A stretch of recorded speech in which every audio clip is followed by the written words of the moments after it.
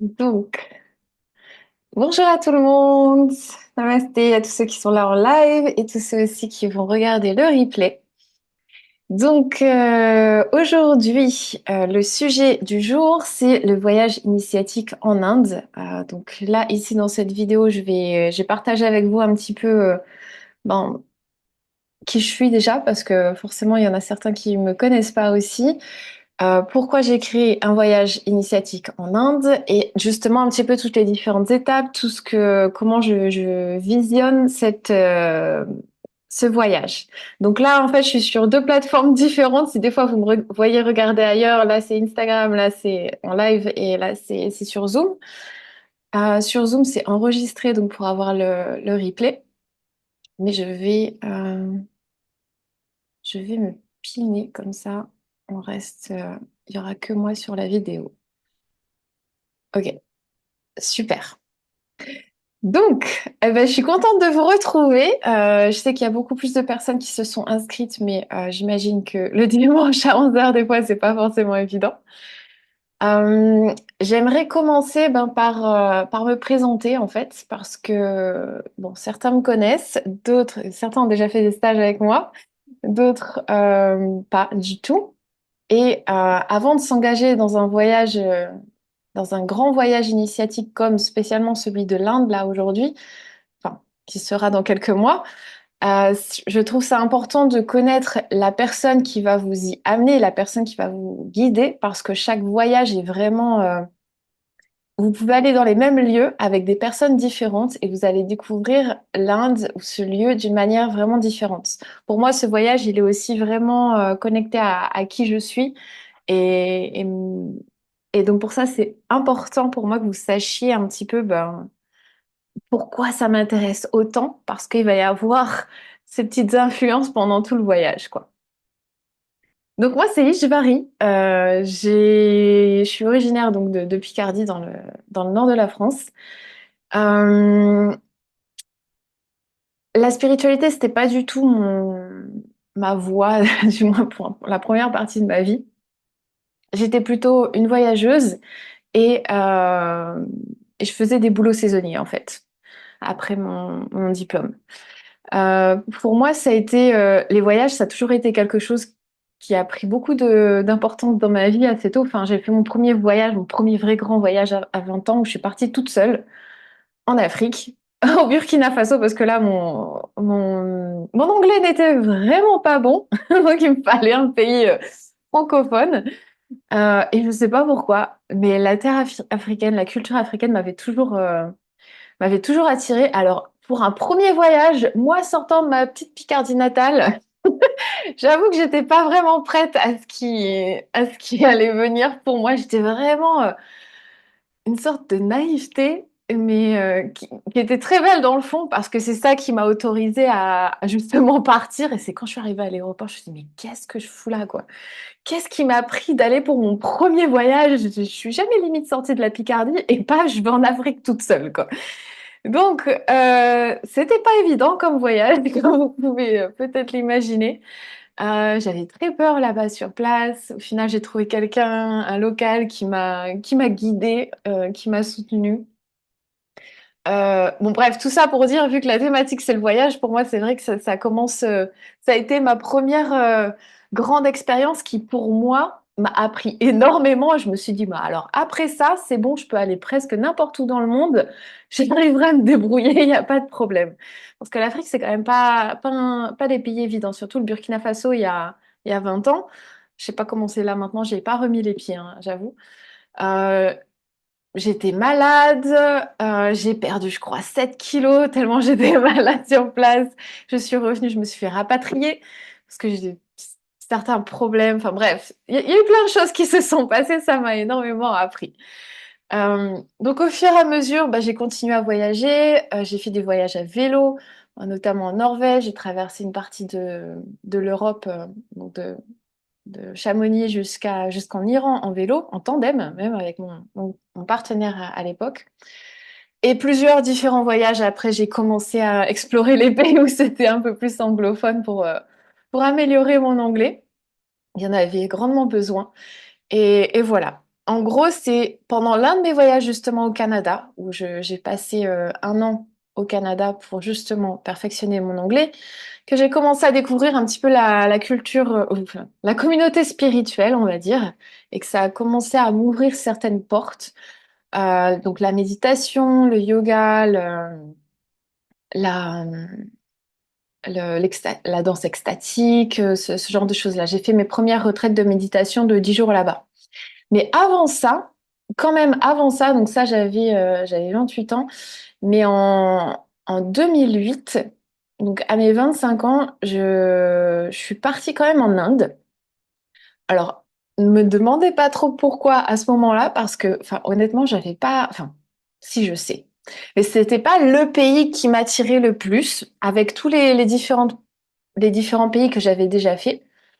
Euh, En gros, dans mon cercle d'amis qui étaient là autour de moi, il y en avait beaucoup qui me disaient, oui, mais tant que t'es pas allé en Inde, t'as pas vraiment vu ce que c'était que le voyage, ou il y avait quelque chose comme ça. Je me dis, c'est quoi ce truc avec l'Inde qui est tellement attirant en fait, et pourquoi il y a autant de gens qui me disent plus ou moins la même chose?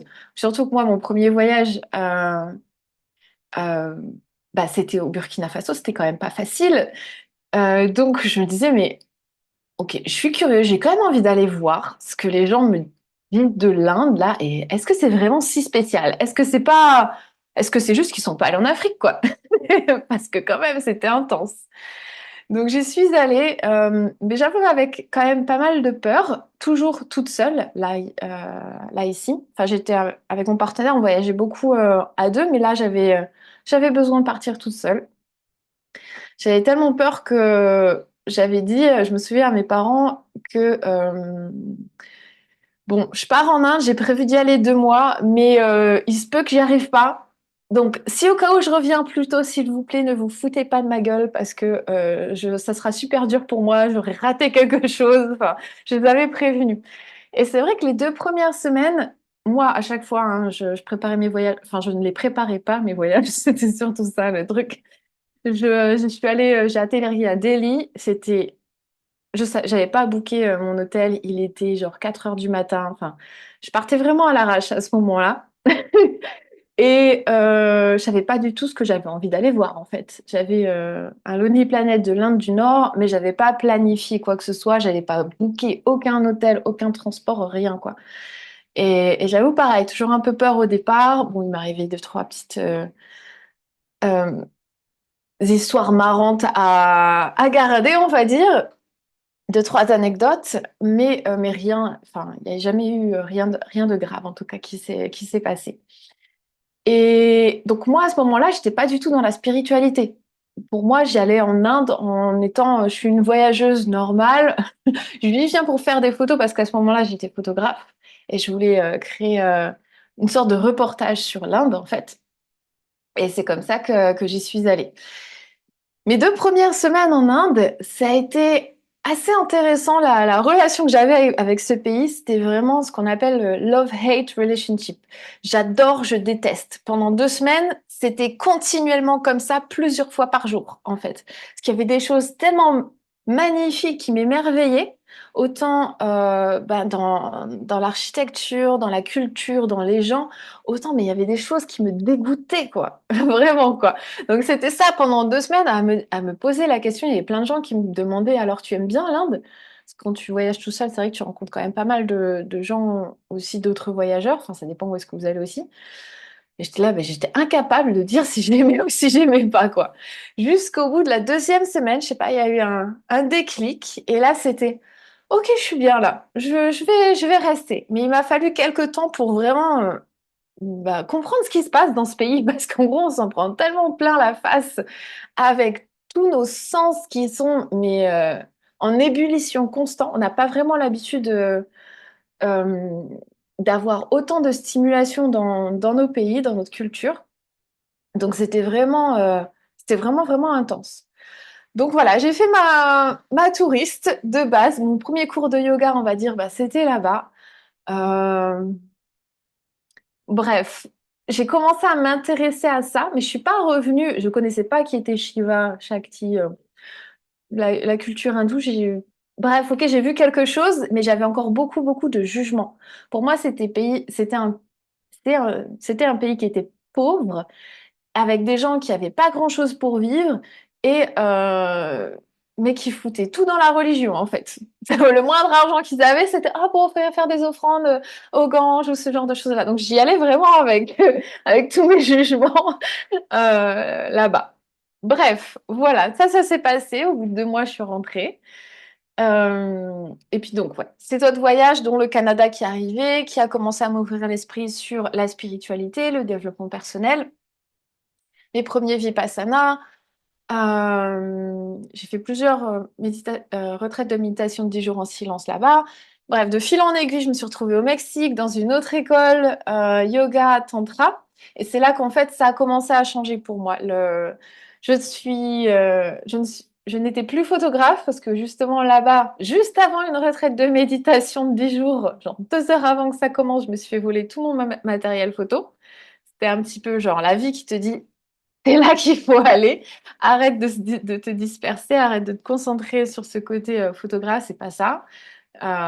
Et donc voilà, de fil en aiguille, je me suis retrouvée en Thaïlande, donc dans une école tantra yoga là-bas. J'y ai vécu pendant 6 ans. Donc j'ai appris là-bas, me suis fait former, j'ai enseigné là-bas. C'est ça, ça a été la grande période de ma vie où ça m'a vraiment, vraiment transformée profondément, où j'ai appris un petit peu tout, principalement tout ce que je connais, quoi. Et, euh, et donc, à un moment là-bas, donc j'avais fait mon yoga TTC, j'étais prof de yoga. J'avais fait mon TTC donc, pour devenir prof de tantra. Mais je trouvais encore qu'il me manquait quelque chose. Je commençais à découvrir ce que c'était que le tantra, hein. Pour moi, à ce moment-là, c'était encore les premières années. Et donc, c'était, je pense, plus ou moins en 2014 que j'ai fait mon deuxième voyage en Inde. Donc là, j'étais basée en Thaïlande, l'Inde, c'était pas très loin. Et avec toutes ces découvertes et toutes ces choses que j'apprenais sur le tantra, sur justement la vision tantrique de la vie, qui est très englobante, on va dire, qui accueille tout ce qu'il y a en fait, qui accueille aussi le féminin. Et je trouvais qu'il me manquait quand même quelque chose dans la manière dont toutes ces choses étaient transmises. Il y avait quand même encore une base très masculine dans toutes ces choses que j'apprenais et il me manquait une petite touche féminine. Et je me suis dit, bon, il me faut une autre pratique pour moi, qui amène un petit peu plus de féminité et de douceur dans tout ça.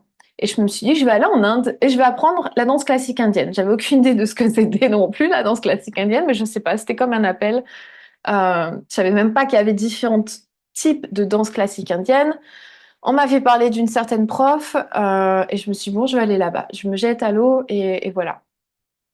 Donc c'est comme ça que je suis retournée en Inde, plus ou moins en 2014, si je me souviens bien, avec pour but d'aller apprendre la danse classique indienne. Et là, ça a été pareil. La prochaine étape on va dire, dans mon évolution qui a fait vraiment un gros effet sur moi, sur ma vie, où, euh, où là, la découverte du coup, vivre vraiment pendant 2 mois dans un lieu où à apprendre pendant 2 mois la danse classique indienne, c'est un peu comme si vous allez apprendre le ballet là maintenant. C'est quand même quelque chose d'assez difficile, ça demande beaucoup de discipline, c'est dur physiquement. Et en même temps, c'est tellement ancré dans la culture indienne que quand vous apprenez ça, vous apprenez en fait ce qu'est la vie en Inde, en fait. Pour moi, ça a été ça qui m'a énormément appris sur, sur qu'est-ce que c'est que l'Inde, la culture, les rituels et la dévotion. Pour moi, ça a été le, le grand pilier aussi, c'était de découvrir cette dévotion et d'apprendre à savoir ce que c'est et de la ressentir. Parce que ça, c'est pareil, c'est pas quelque chose qu'on a l'habitude dans nos pays. Donc voilà, et à partir de ce moment-là, de 2014, bah, je suis allée en Inde tous les ans pour continuer à me faire former et pratiquer la danse classique indienne. Et en même temps, ben, forcément, j'allais voyager un petit peu, je me faisais mon petit pèlerinage où pour moi, il y avait des fois des temples tantriques ou des lieux spécifiques que j'avais envie d'aller visiter. Donc, je me faisais une petite visite là-bas. À ce moment-là aussi, j'ai commencé à... J'étais dans une ville en Inde où qui est réputée pour la création de vêtements. Donc, je suis devenue créatrice de vêtements, designer pour vêtements pour femmes là-bas. Et donc, je bossais aussi avec des Indiens. Donc, pas aussi forcément facile de bosser avec les Indiens. Ceux qui ont l'habitude, vous savez. Euh, et voilà, donc tout ça pour dire un petit peu ma connexion avec l'Inde. Donc depuis 2014, je suis retournée tous les ans, à part les 3 années de Covid où là, ça a fait une petite pause. Donc j'ai fait un petit peu partout. J'ai pas, enfin, l'Inde, c'est énorme, c'est très très grand. On peut pas tout faire. J'ai l'impression que même dans toute une vie, on pourra pas tout voir. Donc j'ai passé beaucoup de temps dans l'Inde du Nord au départ. Et ces dernières années dans l'Inde du Sud, où j'ai rencontré une autre prof de danse qui allie le yoga, la danse et le tantra. Donc c'est cette prof-là maintenant que je suis. Et j'ai découvert d'autres lignées, d'autres profs aussi. Donc c'est pour ça que j'y vais tous les ans, plus dans l'Inde du Sud en ce moment, dans le Tamil Nadu, où j'ai donc une prof de chant, une prof de danse, et j'ai aussi maintenant une lignée tantrique qui n'était pas forcément facile à trouver, euh, que je suis maintenant, qui n'est pas dans le Tamil Nadu. Mais ça me permet, quand je vais en Inde, de les rencontrer aussi. Je vous dis tout ça parce que ça a un lien forcément avec le voyage que j'organise. Parce toutes ces personnes-là vont intervenir pendant le voyage.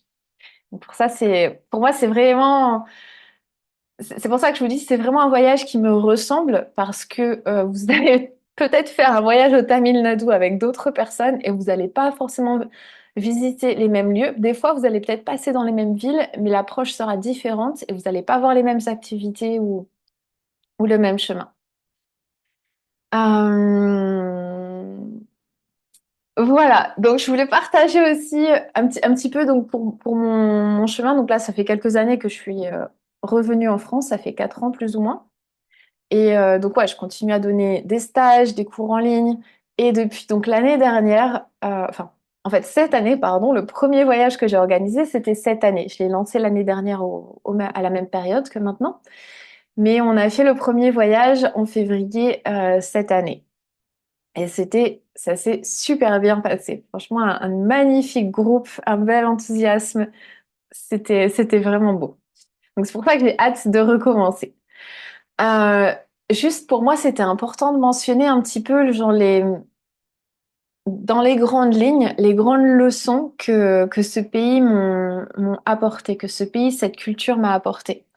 Parce que probablement, ça va être ça aussi qui va se passer si vous décidez de rejoindre le voyage. Pour moi, il y a l'Inde, ça vous apprend le lâcher prise. Forcément. Et c'est beau parce qu'on a tellement dans notre pays, dans notre culture, le contrôle, ça prend le dessus. On veut toujours être dans le contrôle, toujours savoir ce qui se passe, toujours avoir la main sur peu importe ce qu'il y a autour de nous. Et là-bas, faut lâcher. Si vous pensez aussi être une personne patiente, l'Inde va vous tester aussi à savoir est-ce que vous êtes vraiment patient ou pas. Euh, L'Inde, c'est un beau pays pour des tests, en fait. Probablement que si vous avez prévu quelque chose, là-bas, probablement qu'il va y avoir des choses qui vont se passer et ça va pas se passer comme prévu. Faut s'ouvrir aux surprises, en fait. Vous avez beau avoir un planning. Moi, des fois, je me souviens, alors j'avais le planning du voyage de l'Inde, hein, les villes étaient réservées, ça c'est bon, ça s'est bien passé. Mais des fois, dans les 3 jours qu'on avait pour visiter une ville, je savais ce que je voulais présenter, mais dans quel ordre?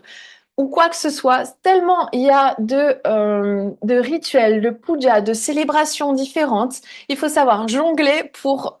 Alors ça, ce jour-là, du coup, c'est pas possible. J'avais prévu ça là.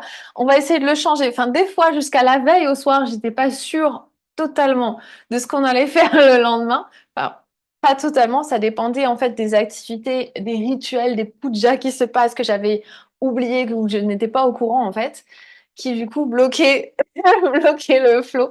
Enfin bref, du coup, tout ça pour dire, le lâcher prise, c'est important. Avec la beauté et le chaos de l'Inde, ça va vous accompagner en fait forcément là ici. L'Inde, ça m'a aussi appris à honorer et respecter les lignées. Nous, on a perdu ça en Europe. Et c'est vrai qu'en Inde, ça reste encore très présent. Et c'était comme ça aussi à l'origine dans le tantra, où il y a une lignée, un professeur, qu'on appelle un gourou, et des disciples qui sont là. Et la transmission d'enseignement, de pratique, se fait directement de gourou à disciple. C'est ce qu'on appelle le guru shisham parampara.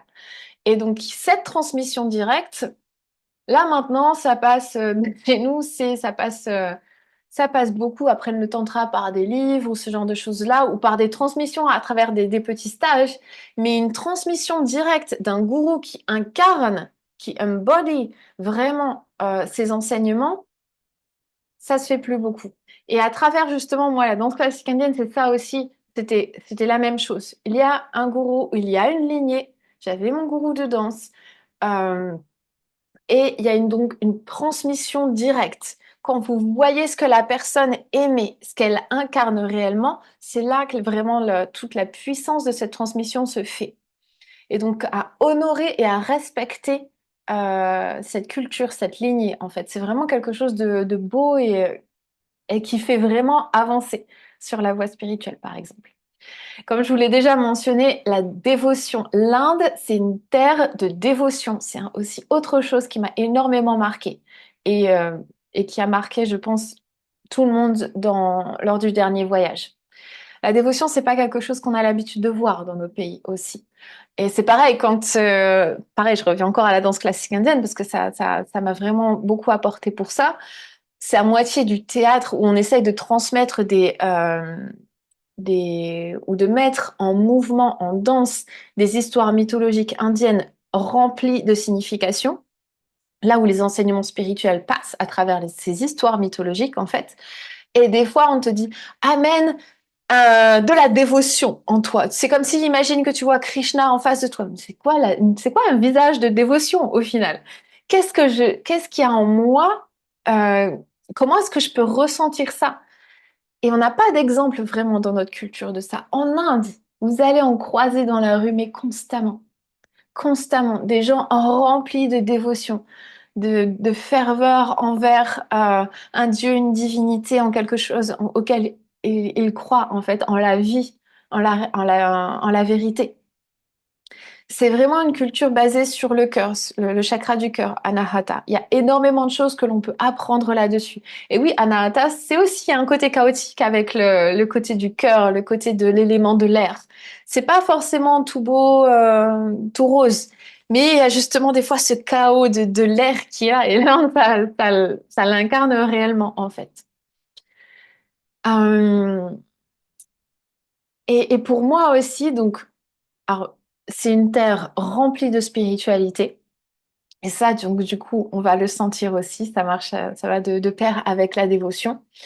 Et donc, si j'imagine aussi vous êtes là, c'est peut-être parce que vous êtes aussi intéressé dans le tantra, peut-être déjà dans cette voie déjà, vous avez peut-être fait des stages en France ou peu importe où vous êtes. Je sais qu'il y a quelques personnes du Canada qui étaient potentiellement intéressées aussi pour venir.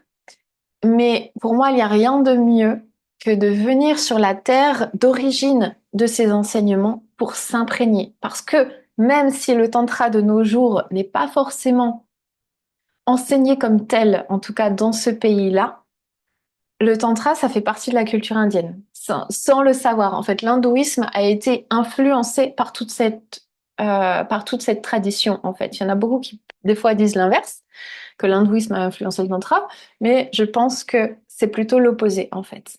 Donc, même les rituels qui se passent dans les temples de nos jours, on va dire que ça a une influence tantrique, parce qu'à la base, en fait, ce genre de rituel, c'était fait dans cette tradition.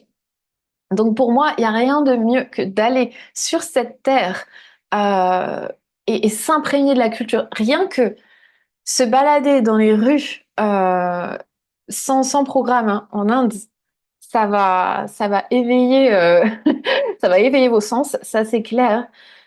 Mais il va y avoir aussi tellement de... Vous allez apprendre énormément rien qu'en étant assis en train de boire votre chai dans la rue à regarder les gens passer, en fait. C'est une culture aussi où il n'y a pas juste, il y a pas juste un seul Dieu. Il y a des centaines et des centaines de divinités, de déités. Et elles sont, ça veut pas dire qu'il y en a une mieux que l'autre, en fait. Et ce que j'adore aussi dans ce pays, c'est que ils accueillent tous ces dieux. Vous pouvez venir et dire, moi je suis chrétien, je crois en Jésus. Ils vont être contents, les gens, parce que vous avez un Dieu, en fait. Et pour eux, limite, c'est ça le plus important. C'est triste une vie sans divinité, sans déité pour eux. C'est un pays où, du coup, aussi, la, enfin, il y a encore énormément de maîtres, d'ashrams, ou aussi du coup beaucoup d'enseignements qui sont transmis. Et tout ça aussi, on va aller mettre les pieds dans les ashrams, dans tout ça. Et les rituels, constamment des rituels des pujas tous les jours, tous les jours.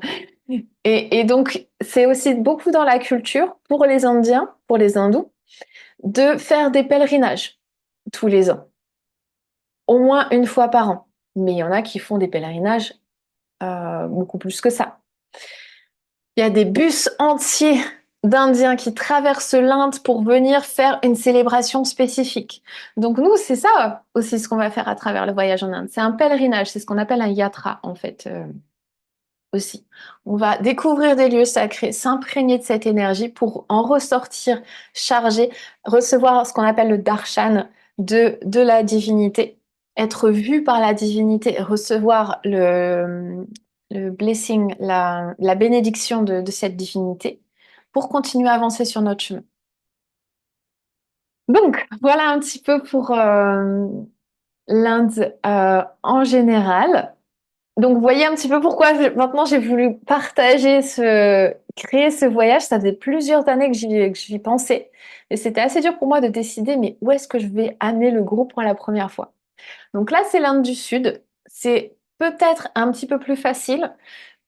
Il y a déjà les gens du premier voyage qui me disaient, OK, à quand l'Inde du Nord? On vient pour l'Inde du Nord quand tu feras le prochain voyage. Ça arrivera dans peut-être l'année prochaine ou l'année d'après, mais bientôt. Là, je refais l'Inde du Sud pour le prochain voyage en tout cas. Et donc pour moi, c'était important de vous transmettre les choses que j'aime et qui me touchent personnellement, parce que sinon ça va pas avoir la même transmission aussi avec vous si je vous montre des lieux qui sont peut-être beaux et qu'on devrait voir, mais qui pour moi n'ont pas une résonance spéciale en fait pour moi. Donc pour moi, l'Inde, ça résonne énormément avec temple. Donc pour moi, ça va être visite de temple. J'adore les temples, l'énergie à l'intérieur, découvrir les différentes divinités. Il y a plein d'histoires mythologiques que je vais vous raconter, par exemple, parce que j'adore ça. Étudier les sculptures, savoir comment aussi se comporter dans les temples. Parce que donc l'Inde, c'est pas un pays facile à faire. Il y a beaucoup de gens qui ont peur de venir dans ce genre de pays. Et c'est totalement compréhensible avec tout ce qu'on entend justement, ce genre de truc où des fois c'est tellement un choc que les gens rentrent direct. Euh, et donc du coup, c'est pour ça que spécialement pour ce genre de pays, se faire accompagner par quelqu'un qui connaît plus ou moins, je connais pas tout, hein, loin de là, mais qui connaît quand même un minimum comment agir dans ce pays, comment respecter la culture et qui sera capable d'expliquer un petit peu ce qui se passe jusqu'à où je suis capable de comprendre et de ce que j'ai vécu, de ce que j'ai déjà expérimenté. Je pense que c'est spécialement ce genre de pays-là un beau pays à faire accompagner. Parce que moi, mes premières années, heureusement que j'avais mon cours de danse indienne et que du coup, ça m'a apporté énormément, ça m'a énormément aidé à apprendre à connaître ce pays et cette culture. Mais même si on a des profs indiens, ils vont pas avoir la même manière d'exprimer ça. Ma prof de danse classique indienne, elle était américaine. Ça faisait 15 ans qu'elle était en Inde à apprendre avec des Indiens. Et la manière dont elle nous transmettait, dans un sens, c'était beaucoup plus facile parce elle est occidentale. Et du coup, elle nous transmettait ça d'une manière occidentale. Il lui a fallu des années pour réussir à recoller tout ce qu'elle avait appris pour que ça fasse du sens pour elle, pour pouvoir enfin aussi du coup nous le transmettre d'une manière qui soit facile pour nous de comprendre. Donc bah, là, c'est un peu pareil. Si vous débarquez en Inde, mon premier voyage, j'avais aucune idée de comment me comporter dans les temples. Euh, Même après 2 mois, oui, j'avais appris deux, trois trucs. Ok, on met pas les chaussures à l'intérieur, ok. Mais j'avais aucune idée de pourquoi la dakshina, qu'est-ce qui se passe, c'est quoi le darshan. Enfin, on peut rentrer dans un temple sans vraiment se rendre compte de ce qui se passe à l'intérieur, en fait. Qu'est-ce qu'il y a vraiment à voir? Qui est le point important? Donc voilà. Donc comme je vous l'ai dit, là, donc on prépare le deuxième pèlerinage en Inde. Donc ce sera, donc je vais vous parler un petit peu plus sur les spécifiques du voyage. N'hésitez pas à m'écrire si vous avez des questions dans le chat ici sur Zoom ou aussi sur Instagram. Attendez, je vais scroller un petit peu pour voir s'il n'y avait pas eu des...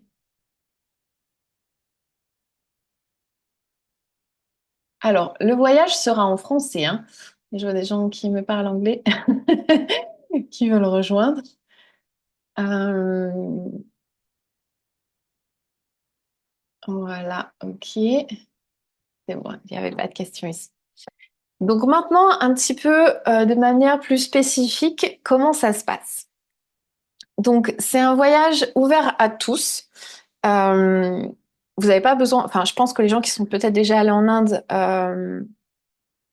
pas accompagnés, ils n'ont pas forcément envie de faire un voyage accompagné. Peut-être qu'ils sont déjà compris par eux-mêmes. Donc, c'est un voyage ouvert à tous, hommes et femmes, hein, parce qu'à la base, c'est vrai que le premier voyage, j'étais pas sûre est-ce que je l'ouvre à tout le monde ou pas. Mais là, c'est ouvert à tout le monde. L'année dernière, il y avait plusieurs hommes. Et donc l'année dernière, il y avait 18 inscrits. Et je pensais pas avoir autant d'inscriptions. Donc là, on va voir. Je dirais entre 15 et 18, vraiment, c'est le grand, grand max de personnes que je visionne pour ce voyage. Donc, comme je vous l'ai dit, c'est un voyage avec mon énergie où il va y avoir des temples, visites de temples, visites d'ashram et aussi des cours en particulier. Je vais vous détailler un petit peu plus ça ici. Donc, mais ouais, donc les temples pour moi, c'est vraiment quelque chose qui seront surtout pour la première partie. Ensuite, Pondichéry et Auroville à la fin, il y aura moins de temples à visiter. Mais des fois, il y aura des temples vraiment énormes, connus, avec une foule de gens. Des fois, ce sera des petits temples pas très connus. Il y aura des choses, genre des monuments classés à l'UNESCO ou ce genre de choses-là, avec des temples dédiés à différentes divinités dans ce que l'on va aller visiter. Il va y avoir aussi des visites d'ashram. Donc, il y aura l'ashram de Ramana Maharishi. Je vous dis des noms, je ne sais pas si vous connaissez. Ça sera à Tiruvannamalai. Et aussi l'ashram de Sri Aurobindo. Donc, à Auroville, enfin, l'ashram est à Pondichéry. Et il y a aussi euh, Auroville et le Matrimandir que l'on va aller visiter. Il y a plein de lieux sacrés en Inde, comme aussi des montagnes, la montagne d'Arunachala, ou des grottes aussi. On va pouvoir, tout ça, c'est des lieux en fait que on va visiter.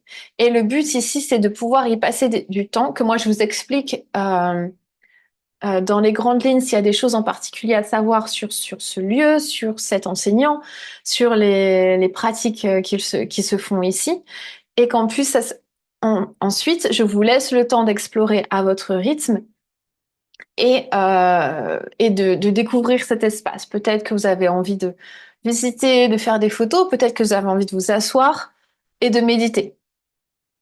Euh, donc voilà en gros. Et il y a aussi une autre étape importante qui a marqué beaucoup de gens lors du premier voyage, c'est ce qu'on appelle Girivalam. Donc ça, c'est comme je vous l'ai dit, il y a beaucoup d'Indiens qui font des pèlerinages. Là, c'est vraiment un pèlerinage à l'intérieur du pèlerinage en quelque sorte, où c'est une marche de 14 kilomètres autour de la montagne sacrée d'Arunachala, la montagne de Shiva. Et on va le faire, donc ça peut se faire n'importe quand, hein, toute l'année, tous les jours, toute la nuit. Il y a des gens constamment qui le marchent, quelques personnes, mais au moment de la pleine lune, c'est là où il y a des bus et des bus d'Indiens qui viennent pour faire Girivalam. Et moi, je veux le faire à ce moment-là, forcément. Parce que je vais être... J'adore C'est cette intensité que l'Inde a des fois. Et donc, on fera, la proposition, c'est de faire ces 14 kilomètres tout autour de la montagne Arunachala. Bien sûr, dans tout ça, s'il y a des choses qui, quand vous dites, voilà, non, moi je peux pas, ou c'est pas possible pour moi, ça sera trop intense. Ça, c'est mes propositions. Si des fois vous êtes trop fatigué, vous n'avez pas envie, ou il y a quelque chose qui va pas, bien sûr, vous avez toujours le droit de rester, vous reposer à l'hôtel ou à faire autre chose. Mais il y aura ce genre d'activités qui seront planifiées. Il y aura différents types d'enseignements qui vont être transmis. Donc principalement, on va dire par moi et par l'Inde, l'Inde en général qui sera là. Donc plusieurs choses sur la culture indienne, l'Inde, l'hindouisme, le Tamil Nadu, les différentes villes que l'on va traverser, les différents temples aussi que l'on va visiter. Donc, comme je vous l'ai dit, différentes choses sur les différentes divinités, parce que c'est vraiment dur de s'y retrouver au départ. Oui, alors il y a ce nom-là, c'est pour cette divinité-là, mais en fait, elle s'appelle aussi comme ça, comme ça et comme ça. Donc, il y a plein de choses où des fois, quelqu'un vous prenne par la main et vous dise, je vous donnerai aussi quelques documents pour vous y retrouver, pour apprendre sur ces différentes divinités, ces histoires mythologiques les messages qu'ils ont à transmettre. Bien sûr, il y a des choses autour du tantra, du shaktisme, parce que le Tamil Nadu, c'est quand même une région, c'est pas forcément évident à voir, mais le shaktisme, donc une tradition plus dédiée à la voie de Shakti, donc du féminin. On va visiter quelques temples du féminin, quelques temples de Shiva aussi, hein, c'est prévu. Il y en a plein aussi. Mais spécialement, vous allez voir aussi après pourquoi. J'ai d'autres enseignantes qui vont intervenir. Par exemple, comme des lectures sur, donc ouais, sur l'hindouisme, sur comment se comporter dans les temples, sur justement ces différents enseignants comme Ramana Maharishi, Sri Aurobindo ou la lignée tantrique Sri Vidya. Il y aura des cours aussi, des intervenants qui vont être présents et qui vont offrir aussi des cours. Donc mes enseignants à moi qui me sont chers. Donc ce sera plus ça, plus à la fin du voyage vers Pondichéry ou Auroville, où il va y avoir un cours de chant hindoustani avec ma prof de chant, Lakshmi. Il va y avoir aussi un cours de danse, donc avec ma prof, celle qui allie tantra, danse et yoga donc qui s'appelle Rika. Elle a énormément de connaissances, donc en gros, ça sera peut-être une partie, parce qu'elle a passé des années à étudier les sculptures des temples. Enfin, c'est magnifique de voir tout ce qu'elle a à transmettre. Et justement, à quel point ça, c'est lié avec la danse, comment on reproduit toutes ces sculptures à travers le mouvement. Mais il y aura une petite initiation de danse avec elle. On a fait aussi cette année, c'était pas sûr que ça se passe, donc je l'avais pas écrit dans le programme l'année dernière, mais ça s'est fait et là la personne sera aussi présente. Une activité comme le kolam. Le kolam, c'est les dessins que l'on fait au sol, quasiment partout dans l'Inde du Sud, surtout dans l'Inde du Sud. En fait, vous allez voir ça devant la porte des maisons. Il y a ces dessins au sol. Maintenant, très souvent, c'est plus utilisé pour des histoires décoratives. Toutes les femmes font ça le matin ou pour certaines célébrations, elles en font des énormes, vraiment. Et mais en fait, à la base, il y avait vraiment quelque chose de spirituel, de protection en fait à travers ça. Et donc, on va apprendre à faire ces dessins au sol, ce que l'on appelle les kolam. Et ensuite, je vais faire venir mes enseignantes de la lignée Srividya. Donc ça, c'est une lignée tantrique. C'est alors, ne vous attendez pas, même quand j'ai mentionné le mot tantra là ici, à ce que donc pendant ce voyage, enfin, quand je mentionne le mot tantra, c'est parce que vous avez l'habitude de voir en France. Je vous le dis direct, ça a été des fois un petit peu dur à rentrer pour les personnes qui sont vraiment dans le tantra en France, ils arrivent en Inde, je parle de tantra, et pour eux, c'est assimilé à intimité, connexion, on va faire des rituels, on va respirer ensemble, le massage tantrique. Non. Il n'y a pas de ça. Il n'y a pas de ça pendant ce voyage. Même quand je parle de tantra, là, du coup, ce sera tantra classique. Méditation, répétition de mantra, puja, rituel. Ça va être ça, en gros. Et donc, il y a une lignée tantrique donc, qui n'est pas shivaïsme du Cachemire comme ce qu'on le retrouve habituellement, on va dire, dans l'Occident, mais là, c'est une lignée du Shaktisme, donc une lignée qui est plus dédiée au féminin, que l'on appelle Sri Vidya. Et donc, je fais venir deux de mes enseignantes, et elles sont venues aussi cette année, plus ou moins les 2 derniers jours du voyage, pour donner des initiations à les débuts, en fait, pour faire un homa, un rituel du feu, pour faire un énorme Sri Yantra. Le Sri Yantra, vous avez peut-être déjà vu, celui avec plein de triangles entremêlés. Euh, pour faire magnifique une magnifique puja. C'était vraiment magnifique. On a terminé le voyage avec ça. Les gens vraiment étaient vraiment émerveillés par tout ça. Et donc des rituels. Donc ça, c'était pour la partie, on va dire, un peu plus enseignement. Il y aura bien sûr des moments plus relax parce que l'Inde, ça reste quand même un pays très intense hein, quand même. Donc il y a du rythme pendant ce voyage. C'est assez intense. On commence en fait de manière très intense, surtout au début du voyage, et vous allez voir qu'au fur et à mesure, ça va se relaxer. Il va y avoir un petit peu plus de. Les villes que l'on va visiter vont devenir de plus en plus relaxantes aussi. Euh, donc, des moments plus relax. Donc, alors, il y aura de temps en temps des après-midi ou enfin des demi-journées de libre, par exemple. Je crois qu'il y en a 3 ou 4 pendant le voyage.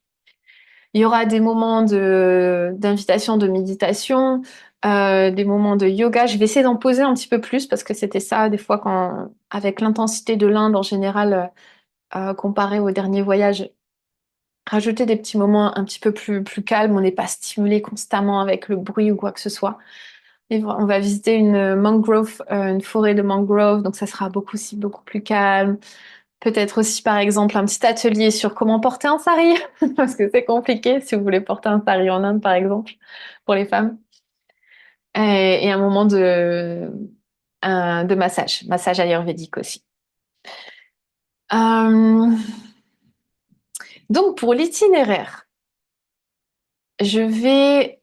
Alors, je vais mettre au cas où le lien ici, mais je vais partager mon écran, comme ça on va voir un petit peu...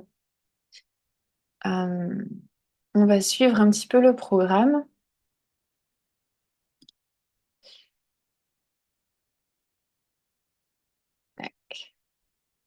Ok.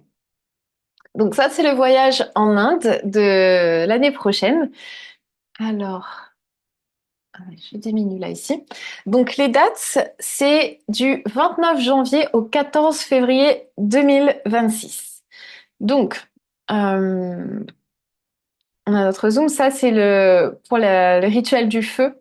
Euh, Ce qui a été construit, enfin, c'était pas pour notre rituel du feu, mais j'ai pas rajouté de photos du voyage. Il y a une magnifique vidéo teaser hein, d'ailleurs, si vous voulez, je l'ai postée déjà, peut-être que vous l'avez vue.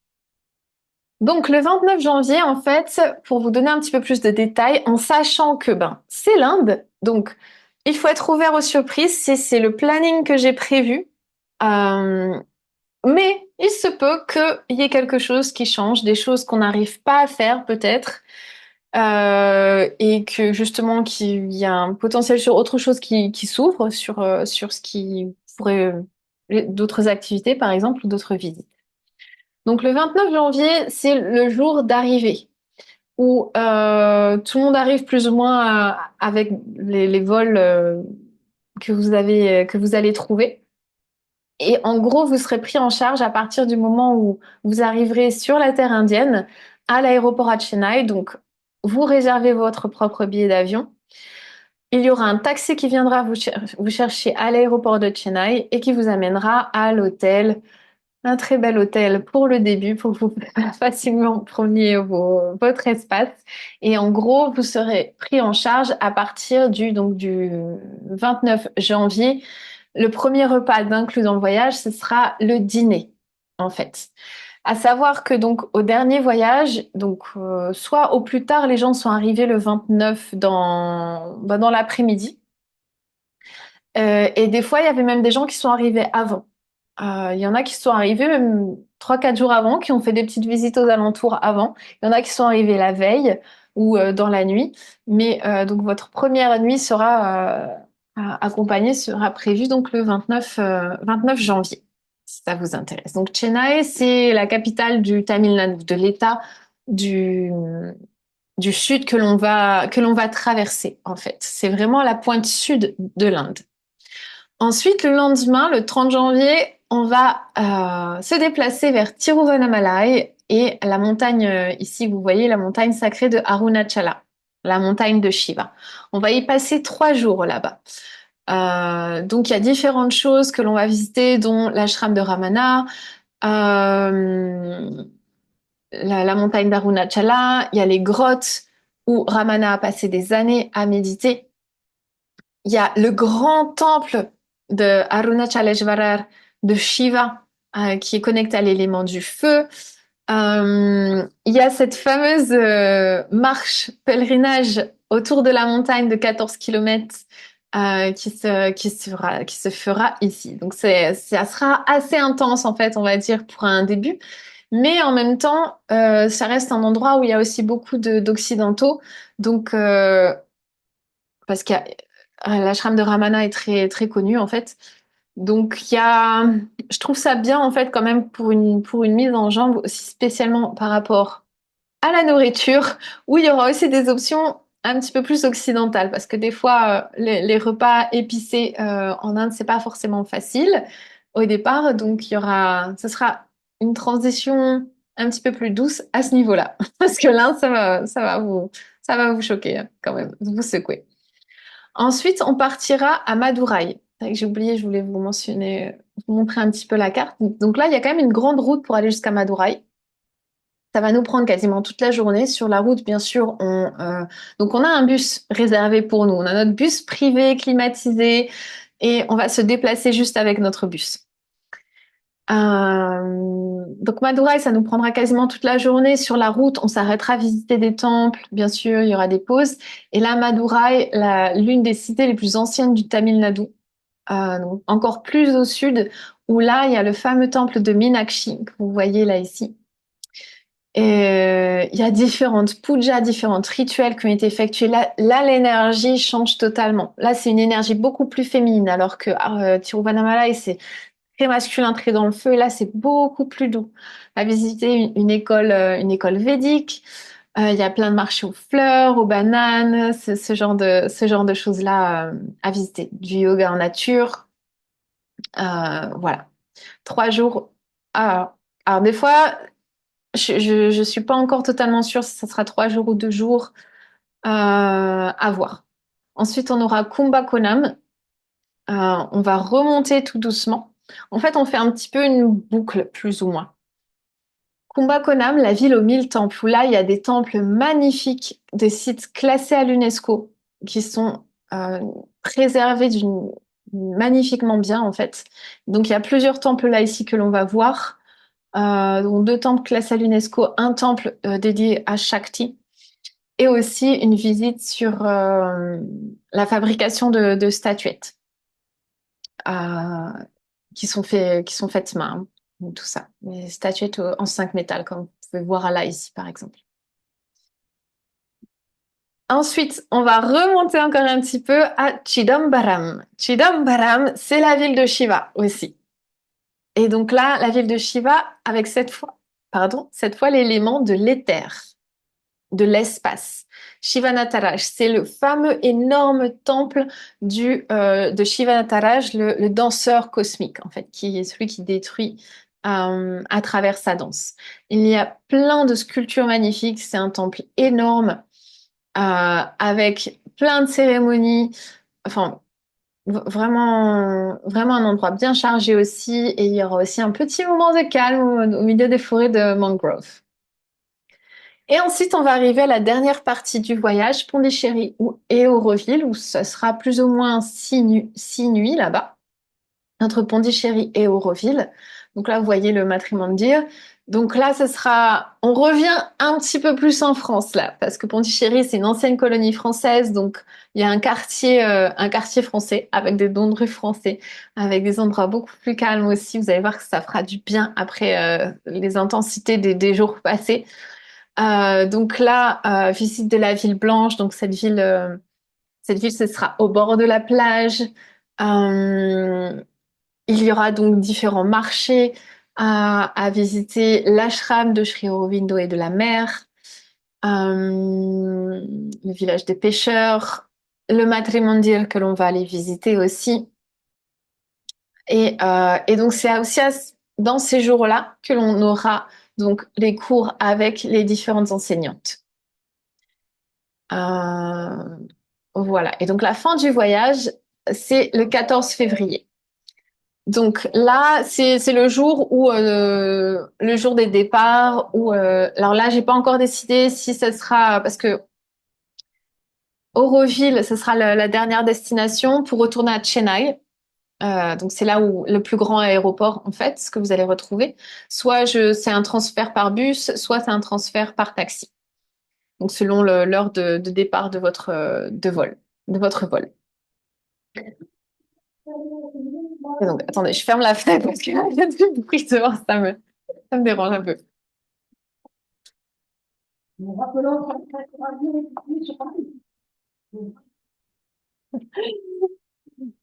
C'est un petit peu comme si je me crois en Inde. Là, c'est le comité des fêtes qui passe avec des gros speakers pour dire attention la fête, je sais pas quoi. En Inde, c'est ça. Mais ça m'étonne que ce soit ici chez moi, quoi. Donc là, ici, vous avez un petit peu les intervenants. Donc Rika, ma prof de danse, Lakshmi, ma prof de chant, Rama. J'ai mis que Rama en photo, mais il y avait Rama et Radha cette année. Et elles seront deux aussi à venir pour les initiations de la lignée Srividya. Voilà, voilà.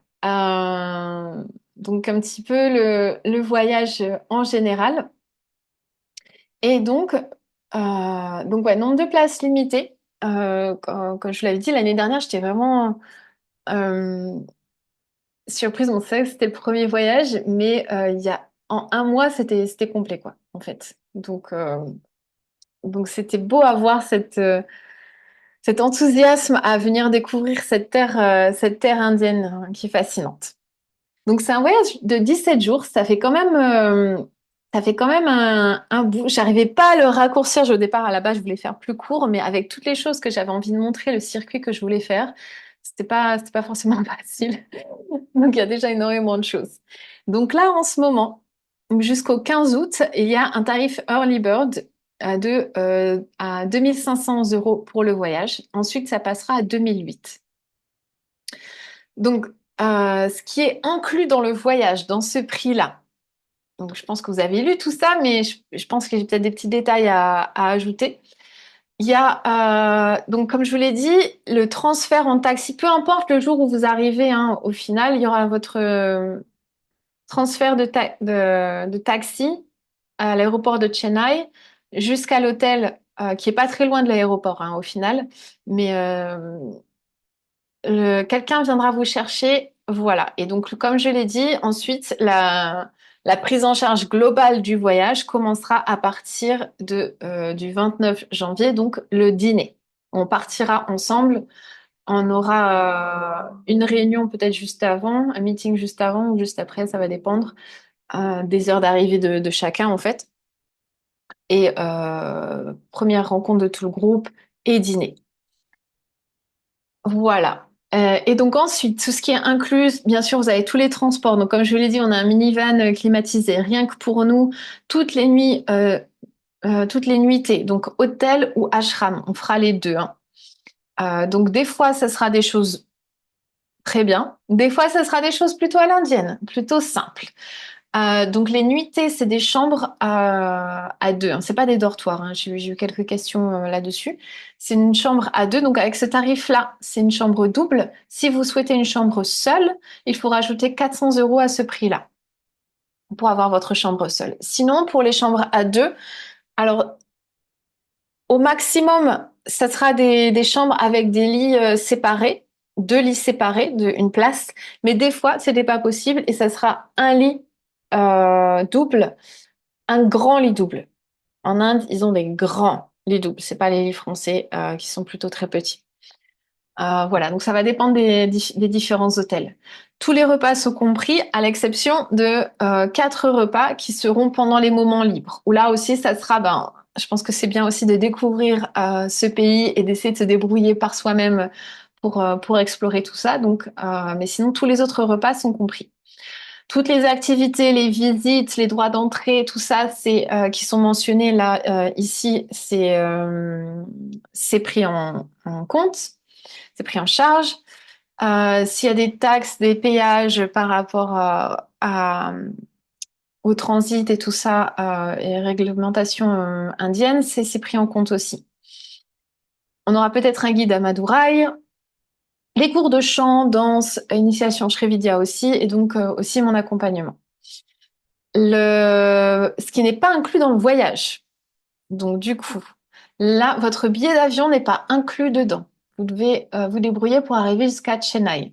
Donc en général, pour toutes les personnes inscrites, je crée un groupe WhatsApp et donc, bien avant le voyage, vous allez tous être mis en contact les uns avec les autres. Et souvent, en fait, on avait même créé un tableau Excel entre, et puis les gens communiquaient comme ça pour savoir si, alors moi je pars de Paris, moi je pars de Marseille, j'avais prévu ce vol-là, qui est-ce qui voyage, et pour essayer déjà de se retrouver avant, quoi. Pour essayer de co-organiser des arrivées ensemble, si pour certaines personnes qui étaient intéressées.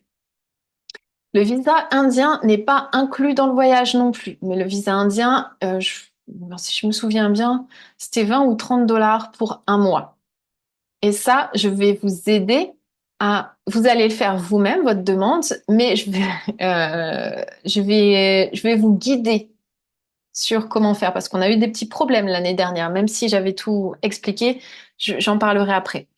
Ce qu'il faut absolument aussi pour ce voyage, c'est une assurance annulation rapatriement. C'est obligatoire que vous preniez ça et moi je vais vous demander les infos de cette assurance-là au cas où en cas de problème que moi je puisse contacter vos assurances pour pouvoir gérer en cas de problème. Il n'y a pas eu de problème l'année dernière, mais bon, on ne sait jamais. S'il y a des taxes à l'arrivée à l'aéroport, en général il n'y en a pas, hein, mais si par rapport à ce que vous avez pris dans vos valises, j'en sais rien, il y a ce genre de choses-là, ça c'est pas inclus non plus. Donc comme je vous l'ai dit, il y a quatre repas qui ne sont pas inclus. Pendant les temps libres, donc vos déplacements, vos achats, ça c'est pareil, ça sera pour vous, à vos frais. Si vous avez des gros appareils photo professionnels, des fois dans certains lieux, ils demandent de payer quelque chose. Donc ça sera payé en extra, mais si vous venez avec un petit appareil ou avec votre téléphone, il n'y a pas de, et en général pas, il y a rien à payer en extra. Ensuite, les pourboires, c'est quelque chose qui se fait. C'est vrai qu'on n'a pas trop l'habitude en France de faire ça, mais spécialement dans ce pays, c'est des choses qui se font. Par exemple, si on a un guide de temps en temps, il se peut qu'on ait un ou deux guides pour, dans certaines conditions, laisser des pourboires à ces guides. Ça serait bien. Donc, on fera une petite collecte à ce moment-là pour ceux qui veulent donner. Bien sûr, c'est jamais obligé, mais à compter qu'en général, ça, c'est bien. Un pourboire pour notre chauffeur qui sera là avec nous pendant 17 jours. Franchement, là, c'était magnifique. Notre au revoir avec sa petite enveloppe le dernier jour. Si vous voulez faire des offrandes, parce que bien sûr, on va aller dans les temples, euh, tout ça, c'est pas inclus. Et vos achats personnels, bien sûr. Voilà. Donc, aussi, dernière petite chose importante. Donc, comme je vous l'ai dit, les conditions un petit peu spéciales. Si vous voulez une chambre seule, 400 euros à ajouter au prix. 15 à 18 personnes. Et donc, pour vous inscrire, alors attendez, je vais arrêter le partage d'écran. Je vais revenir là.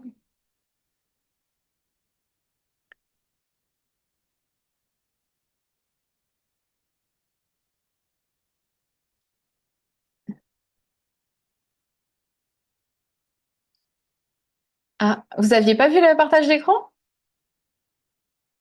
Ah, Frame Shiva, t'avais pas vu les autres si vous l'aviez vu? C'est bizarre.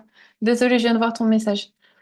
Bon, c'est pas grave, j'ai montré juste la page du voyage. Si t'as cliqué sur le lien juste avant, c'était ça en fait. Euh,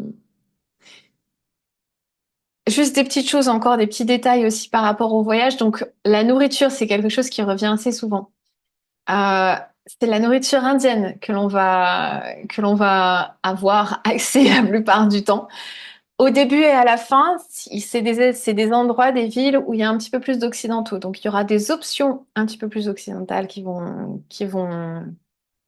être présentes, mais à savoir que toute la partie milieu là du voyage, on n'aura pas forcément trop le choix. Ce sera la nourriture indienne. Et c'est vrai qu'au bout d'un moment, peut-être si vous n'avez pas trop l'habitude des épices, bon ben, il y a quelques plats qui sont pas épicés. On arrivera toujours à trouver des choses. Après, ça risque d'être très simple, hein. Des choses à base de riz, pas trop épicées. Mais je sais que des fois, ça a été les choses peut-être un petit peu dures pour certaines personnes. Si votre estomac ne supporte pas la nourriture qui est très bonne, hein, mais quand même bien épicée, euh, vous allez peut-être tourner un petit peu en rond sur les mêmes plats, en fait, si vous ne tolérez pas les épices. La plupart du temps, ce sera végétarien, mais il y aura de temps en temps des options où vous allez pouvoir prendre de la viande aussi. Dans les repas, il n'y a pas d'alcool qui est inclus. Bien sûr, vous pouvez prendre ce que vous voulez. Dans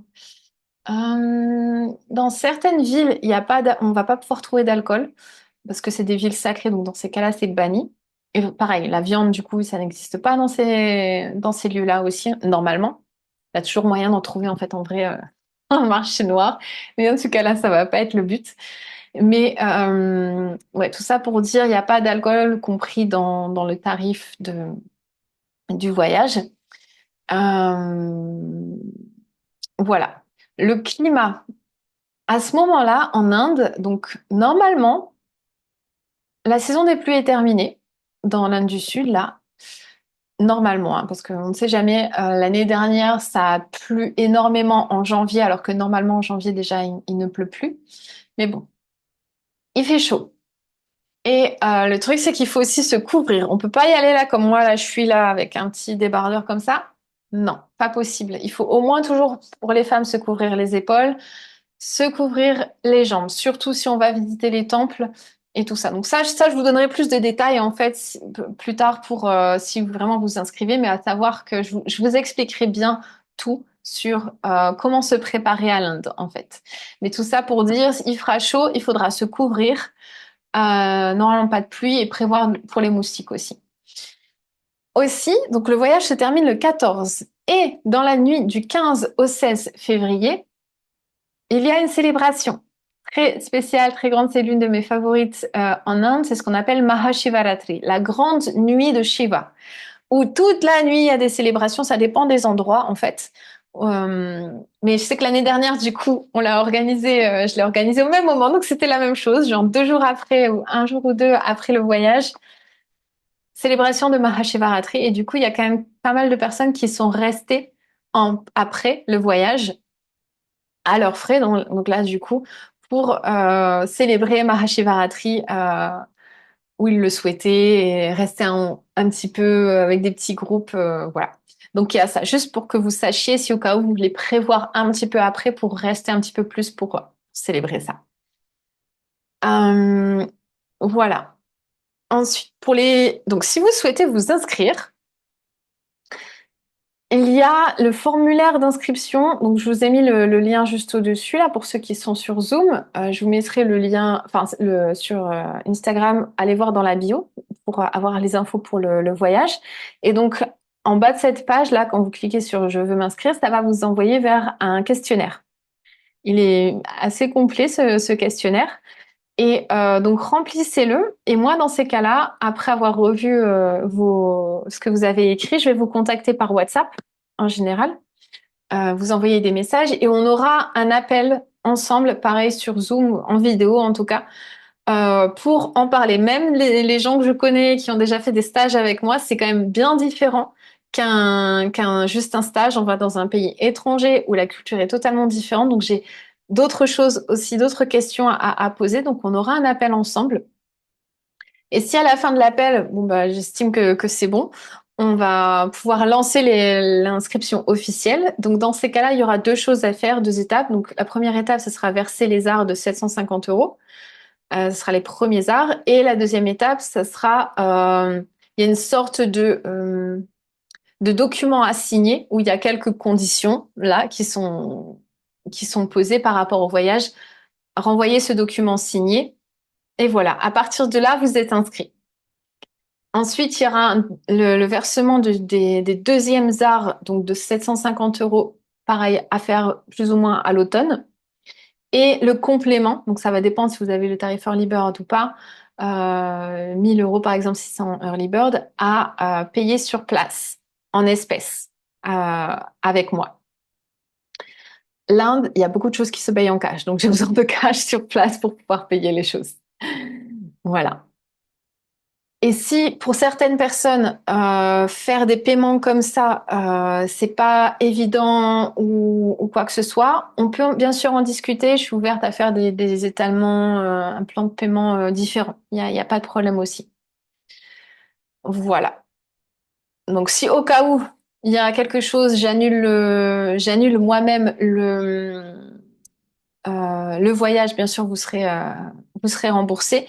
Mais par contre, s'il y a une annulation de votre part, donc, euh, le premier versement de d'art n'est pas remboursé. Le reste est remboursé seulement si on arrive à trouver quelqu'un si vous arrivez à trouver quelqu'un pour vous remplacer pendant le voyage, en fait. Voilà. Parce que moi, je réserve tout plusieurs mois à l'avance, donc c'est mieux comme ça, quoi. Voilà. Euh, Alors, n'hésitez pas si vous avez des questions à les écrire ou même à prendre la parole. Je vais d'abord répondre à quelques questions que j'avais reçues par email parce qu'il y a certaines personnes qui ne pouvaient pas être présentes là au live. Donc, je vais y répondre là ici. Je pense que ça va intéresser tout le monde. Donc, le nombre de participants maximum, 15, 18, c'est vraiment le grand max. Mais sinon, on va rester ouais, entre 15 et 18, quoi. L'avion, donc Paris-Chennai, Chennai-Paris, ou peu importe où est-ce que vous retournez ou d'où est-ce que vous venez, c'est pas inclus du tout. Ce qui est inclus, c'est votre transport depuis Chennai à l'aéroport de Chennai. Après, si vous arrivez quelques jours avant à Chennai et que vous décidez d'aller dans un autre hôtel, ben le transfert qui sera inclus, ça sera votre transfert de votre hôtel là où vous êtes resté quelques jours avant jusqu'à l'hôtel où on va rester en groupe, par exemple. Donc, il y avait une autre question, si je m'occupe des visas comme certaines agences le proposent. Je ne m'occupe pas des visas, mais je vous guide pour les faire. Justement, l'année dernière, il y a eu quelques problèmes par rapport à ça. Le seul problème qu'on a eu pour le voyage, c'était par rapport au visa. C'est pas compliqué, ça peut demander un petit peu de temps pour le faire à ce moment-là, mais c'est facile en fait, quand même. Il y a eu des erreurs, mais des fois des erreurs toutes bêtes et des fois une erreur, bon, ouais, ça aurait clairement pu être évité. Les visas, il y a un site internet, on peut le faire en ligne, c'est des e-visas. Et ça, je vous guide parce que de toute façon, on peut pas faire la demande de visa plus de 30 jours avant le voyage. Donc ça sera seulement en janvier que je vais vous donner la marche à suivre sur comment faire votre demande de visa. Si vous le demandez trop tôt, vous allez arriver à l'aéroport, ils vont vous refuser. C'est ce qui s'est passé pour une personne. Elle a fait sa demande quelques heures trop tard. En fait, ça s'est joué à quelques heures. Son visa, en gros, parce que quand elle vous donne le visa, c'est valide pendant 30 jours et vous devez rentrer sur le territoire indien dans les 30 jours. Et donc, elle avait pris son billet. Je crois que le voyage, on arrivait le 9. Et c'était quoi le truc? Voilà, en gros, elle devait rentrer sur le territoire indien avant le 8 février. Le 8 février, c'était le dernier jour. Elle partait de France le 8 février. Mais par contre, avec le décalage horaire et le temps du voyage, elle arrivait sur le sol indien le 9 février à 3 heures du mat. Du coup, ils lui ont interdit de prendre l'avion. Elle n'est pas venue, elle n'a pas fait le voyage à cause de ça. Donc, c'est, ça fout les boules, quoi, quand même, d'avoir ça à cause de 3 heures de décalage. Elle a fait sa demande juste 3 heures trop tôt, en gros, quoi, on va dire, quoi. Donc, je vous guide sur ensuite comment remplir tout ça et vous avez la réponse en 3 jours. Tout le monde a eu son visa après ça. Ne vous trompez pas aussi sur comment écrire votre numéro de passeport. Il y a quelqu'un d'autre aussi qui a fait une erreur et dans ces cas-là, c'est pareil, vous embarquez pas sur votre numéro de passeport. Il faut un passeport valide avec donc des pages libres et valide aussi pendant 6 mois après la date du voyage, hein. Vérifiez bien ça. Il n'y a pas besoin de vaccin spécifique pour l'Inde. Euh, donc, ouais, il y avait une question sur les chambres, mais là, du coup, je pense que j'y ai répondu plus tôt. Euh, alors, couple, donc c'est des chambres à deux. Si vous êtes un couple et que vous voulez venir à, voilà, c'est le tarif de 2 500 € là maintenant. Il n'y a pas un surplus parce que vous êtes un couple, hein, c'est tout. Il y a juste un surplus si vous voulez être seul dans la chambre. Et donc le montant de la compte, donc c'est 750 € le premier acompte à verser et la date au plus tard pour confirmer votre participation, enfin le plus tôt possible en fait parce qu'après, enfin ça va dépendre s'il y a beaucoup de demandes d'inscription ou pas. En général, là, si là vous êtes présent au live, au mois de juillet c'est fait et comme ça c'était fait l'année dernière, fin juillet c'était quasiment tout plein le voyage. Donc, il y a une question. Si on souhaite prolonger à Auroville une semaine, une idée de budget pour 8 jours sur place. Euh, Ça, c'était aussi une des questions justement qui revenaient assez souvent. Euh, Ça va dépendre parce qu'il y a vraiment de tout comme budget. Pondichéry, Auroville, on va dire, c'est pas les endroits les moins chers de l'Inde. Déjà, gardez ça en tête. Euh, c'est euh, Donc ça dépend si tu veux un truc classe ou pas. Donc là, vu ta réponse, tu peux aller rester par exemple dans l'ashram. Ou, euh, disons que moi je pourrais te recommander certains hôtels. Si vous voulez rester par la suite, si vous voulez rester vers Pondy, Auroville ou Tiruvannamalai ou autre part dans les endroits par exemple qu'on a fait, ou si c'est des endroits que je connais, je pourrais vous donner des petits tips si vous voulez. À compter. Alors, on va dire Pondichéry, peut-être, et Auroville. Faut compter au moins, je pense, 2000 roupies par nuit pour une chambre, pour un truc basique. On va dire ça. Et après, c'est pareil, ça dépend. Si tu manges dans un petit boui-boui à l'indienne, ça coûte que dalle dans la rue. Mais Pondichéry, Auroville, bon ben, il y a des endroits occidentaux. Si tu veux manger de la bouffe occidentale, ça sera tout de suite plus cher, quoi. Honnêtement. Si tu veux, on pourra en reparler en privé, Chris, mais c'est un peu dur à dire, quoi. Euh, voilà. Si vous voulez prendre la parole pour poser des questions, n'hésitez pas aussi, hein. Vous pouvez activer votre micro. Je regarde sur Insta aussi. Si vous avez des questions sur Instagram, allez-y.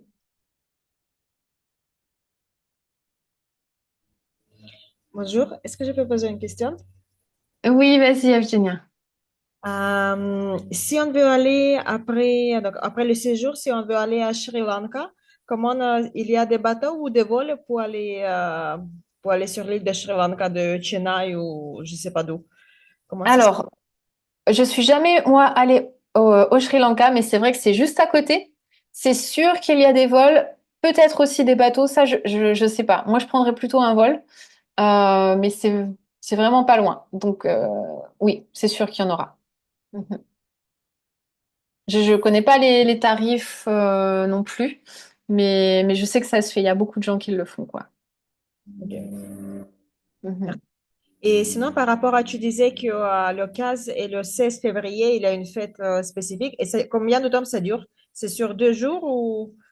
Alors, c'est toute la nuit, en fait. C'est pour ça que c'est dans la nuit du 15 au 16 où on est censé, donc c'est la grande nuit de Shiva, où on est censé, enfin, dans la tradition, ne pas dormir, rester éveillé toute la nuit. On est censé jeûner, même la journée d'avant. Du coup, en fait, la journée du 15, c'est une journée de préparation.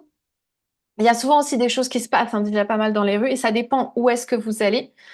Et normalement, ouais, c'est célébration, et ça dépend si vous êtes. Alors, cette année, c'était assez marrant parce qu'il y avait beaucoup de gens qui, au départ, se disaient. Moi, j'avais essayé de guider les gens à leur dire, donc, si vous voulez vraiment une expérience de Mahashivaratri à l'indienne, enfin, mais faisable, on va dire, il faudrait aller à Tiruvannamalai. On va dire que c'est un petit peu l'entre-deux. Donc, revenir au premier point de départ. Par rapport à Pondichéry et Auroville, là où on finit, c'est pas très loin, c'est juste quelques heures, en fait. C'est vraiment une boucle que l'on fait là, comme ça. Donc, vous pouvez retourner là-bas. Il y a l'ashram de Ramana qui est ouvert toute la nuit, où il y a des chants, où il y a des choses qui sont proposées. Il y a différentes choses proposées partout dans Tiruvannamalai. Bien sûr, ben, ça arrive un moment auspicieux aussi. Donc, il y a aussi beaucoup de pèlerins qui font Girivalam, cette marche autour de la montagne. Là, je m'attendais à plus là, cette année, parce que moi, je suis retournée donc, à Tiruvannamalai pour Mahashivaratri. Je m'attendais à ce qu'il y ait plus de monde. Il n'y avait pas autant de monde qu'à la pleine lune, mais il y avait quand même du monde, hein. Vous allez voir que la pleine lune, c'est blindé, c'est pacte quand on va faire Guérivalam. Donc il y a ça, mais si vous souhaitez l'option un petit peu plus calme, reposante, où en gros il n'y a pas il y a pas trop de célébrations pour Chéri et Auroville, il y a pas, c'est pas des villes où il y a où cette célébration prend une grande ampleur, on va dire. Peut-être il y a certains temples, il va peut-être y avoir genre cette année, bah, il y avait ma prof dedans, Lakshmi, qui faisait un concert, donc à l'occasion de Shiva, donc dans un petit temple de Shiva, donc il y avait ça.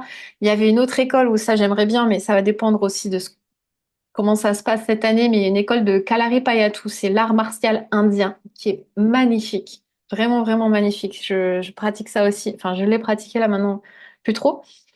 Mais c'est une école à côté d'Auroville qui propose une célébration, mais magnifique aussi, avec différentes performances, ce genre de choses-là. Après, si vous voulez le mode full-on à l'indienne, mais vraiment, vraiment à l'indienne, allez à Chidambaram, donc l'arrêt juste avant Pondichéry et Auroville. C'est pareil, c'est pas très loin, où il y a le grand temple de Shiva. Donc ça, je l'ai jamais fait pendant Shivaratri encore. Bah alors là, j'imagine que ça va être le chaos à l'indienne total, le temple rempli de monde, à pas comprendre ce qui se passe, quoi. Donc ça va dépendre. Il y a différentes options. Et c'était marrant de voir que beaucoup de gens pensaient aller à Tiruvannamalai, retourner à Tiruvannamalai pour Mahashivaratri, et qu'à la fin du voyage, ils étaient tellement crevés, ils avaient tellement envie de douceur qu'en fait, la plupart sont restés à Pondy et Auroville. Donc, vous pouvez aussi décider au fur et à mesure, c'est bien d'arriver, de voir un petit peu comment ça se passe à Tirou, euh, et voir comment vous vous sentez. On peut toujours s'arranger à ce moment-là. En tout cas, et c'est juste que j'ai pas vérifié, mais si vous restez à Pondy et Auroville, il y a l'anniversaire de la mer, donc là, ça sera un petit peu décalé. Nous, on était tombés pendant l'anniversaire de la mer cette année et j'avoue que c'était pas évident parce que du coup, il y a énormément de gens qui viennent aussi. C'est probablement la période de l'année où Pondichéry et Auroville est le plus pacte, rempli de gens.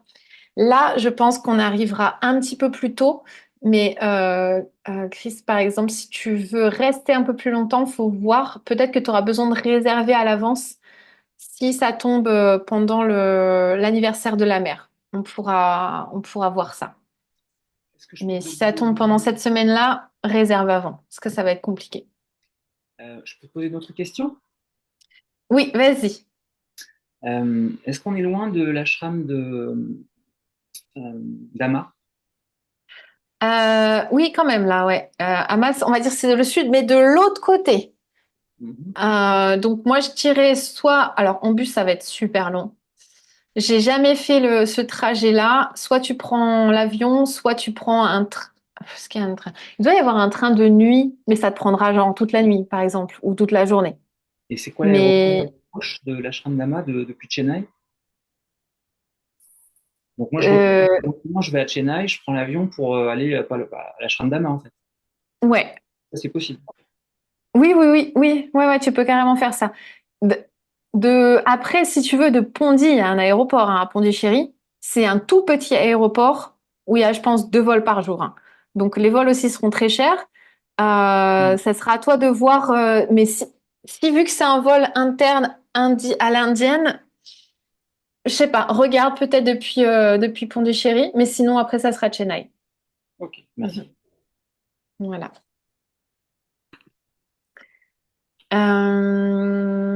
Prem Shiva, t'avais une question à propos du premier hôtel à l'arrivée? C'était quoi ta question? C'est quoi l'hôtel si on a veut réserver 1 ou 2 jours avant pour se préparer Alors, si tu veux arriver plus tôt, c'est ça? Oui, Ouais. Alors, moi, je vous donnerai le nom du premier hôtel si vous souhaitez arriver plus tôt. Le premier hôtel que j'ai prévu, c'est un hôtel super classe. Vraiment, vraiment super classe. Donc, c'est un tarif aussi super classe. Ce sera pas le tarif à l'indienne. Donc, je sais que pour les personnes, il y a des personnes qui étaient arrivées genre 3, 4 jours avant, ils ont préféré prendre un autre hôtel qui était moins cher. Donc, je peux vous donner, si vraiment, si vous inscrivez, je vous donnerai l'hôtel, comment il s'appelle? Trident Hotel. C'est l'hôtel super classe, hein, auquel on va arriver. Donc là, dans ces cas-là, ces nuits-là, elles sont à vos frais. Donc à voir, je vous dirai le tarif que j'ai réussi à négocier avec eux. Parce que je pense que je peux peut-être vous avoir le même tarif à voir. Mais sinon aussi, par exemple, l'autre hôtel que le couple avait pris, ils voulaient rester quelques jours plus tôt. Eux, ils avaient fait leur propre recherche. Moi, je leur avais indiqué d'autres hôtels, mais ça leur allait pas, que je connaissais. Mais c'est vrai que Chennai, c'est pas l'endroit où moi, personnellement, je passe beaucoup, beaucoup de temps. J'aime pas les grosses, grosses, grosses villes. Mais ils avaient trouvé un truc sur Booking. Et vu que j'étais à ce moment-là sur Chennai, je me suis dit, bon, alors je vais aller le visiter juste pour être sûre, pour vous, pour voir si parce que des fois, on voit des trucs en ligne, mais t'arrives sur place, ça ressemble pas du tout à ce que vous voyez, hein. L'Inde, c'est pays de surprise. Donc, je suis allée visiter et surprise, ça correspondait à ce qu'il y avait sur les photos. Et c'était plutôt bien. Donc, si j'ai un autre hôtel à recommander qui a un tarif plus abordable aussi, si tu veux. Et puis, au cas où il y a, il y a 1 ou 2 choses qu'on va pas visiter avec tout le groupe qui sont pas trop loin. Ça peut être genre une visite à la journée, genre Mahabalipuram que tu peux faire. Je pourrais t'indiquer 1 ou 2 choses à visiter aux alentours si tu arrives plus tôt aussi. merci. De rien. Ok, je regarde par là.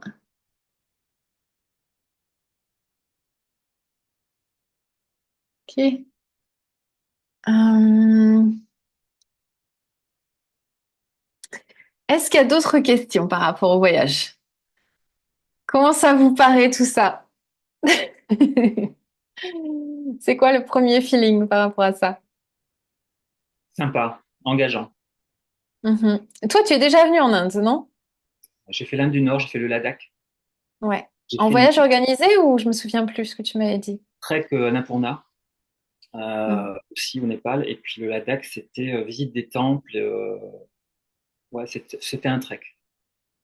Ok, C'était des temples. d'accord. Donc là, très différent là. Une Ouais. autre vibe. Je connais New Delhi aussi. Ok, super. Pour les autres, ça va? Ça atterrit comment en vous? Votre première impression? Ça donne envie. Ouais. Ça fait un moment que moi j'ai envie d'aller en Inde. Ça fait quelques années et j'arrive pas à prendre de temps. Mais là, ce serait une bonne occasion peut-être, avec un Hmm. voyage bien organisé, avec plein de choses très différentes. Donc moi, j'ai pas besoin de prendre la tête pour réfléchir à l'organisation ou chercher des endroits à visiter. Donc c'est vraiment chouette. Hmm. Un voyage en Inde. Super. Parfait. Très bien. Merci pour cette belle présentation. Ben, merci à vous d'avoir été présents et à tous ceux qui nous regardent donc là en replay. Donc je pense qu'on va terminer pour aujourd'hui. Si vous avez des questions, bien sûr, n'hésitez pas. Je vais mettre donc là le replay sur YouTube et aussi sur la page de présentation du voyage. Et donc, il y a quelques personnes qui ont déjà rempli le formulaire. Ceux qui ont déjà rempli le formulaire d'inscription, je vais vous renvoyer un message sur WhatsApp pour au cas où voir si vous souhaitez, si vous pensez probablement venir, on peut se faire un appel privé. Et puis pour ceux qui n'ont pas rempli le formulaire, donc je vais attendre de le recevoir. Si vous l'avez envoyé il y a longtemps et que vous n'avez pas de réponse de moi là aujourd'hui ou demain, renvoyez-moi un message. Et puis voilà. Mais normalement, j'ai noté tous les gens qui ont rempli le formulaire déjà même d'avant, le pré-formulaire, on va dire, pas le formulaire officiel, qui est un petit peu plus complet. Voilà. Et ben, sur ce, je vous dis un bon dimanche. Toi aussi, merci. Merci à vous tous. À bientôt. Et puis, ben, j'espère vous revoir bientôt. Merci beaucoup. Ciao. Au revoir. Au revoir.